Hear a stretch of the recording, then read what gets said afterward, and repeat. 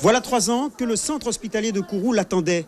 Mais le changement de statut de l'établissement a retardé la mise en exploitation du nouvel appareil d'IRM.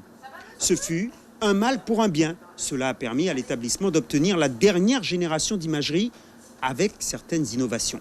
Les séquences beaucoup plus rapides, le tunnel qui est beaucoup plus au niveau de grand, le diamètre de l'IRM est plus grand parce qu'il y a des personnes qui sont obèses et on ne pouvait pas faire d'IRM avant, c'était une contrainte.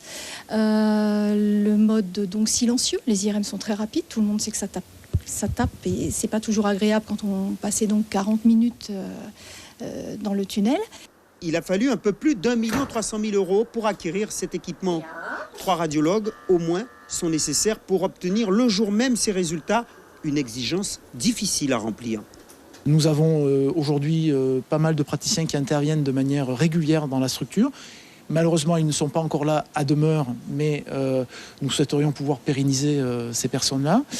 Et puis quand l'absence de radiologue se fait ressentir sur des courtes périodes, mais ça peut arriver, nous avons affaire, nous avons évidemment un contrat de téléradiologie et nous travaillons avec une société spécialisée, ce qui fait que 7 jours sur 7, en H24, nous avons la possibilité de traiter la demande.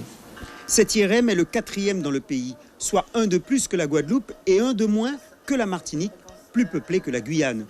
Il ne faudra pas s'attendre à le rentabiliser avant quelques années. Je dirais que globalement, il faudrait pouvoir compter sur à peu près 5200 examens à l'année pour assurer la rentabilité de la machine et son amortissement dans des conditions satisfaisantes. En attendant, tout est fait pour que l'accueil du patient soit satisfaisant. Le questionnaire a été traduit en plusieurs langues, y compris le russe, et vous pourrez choisir votre musique préférée à écouter pendant l'examen. Suivez l'info sur Guyana Première, télé, radio et Internet.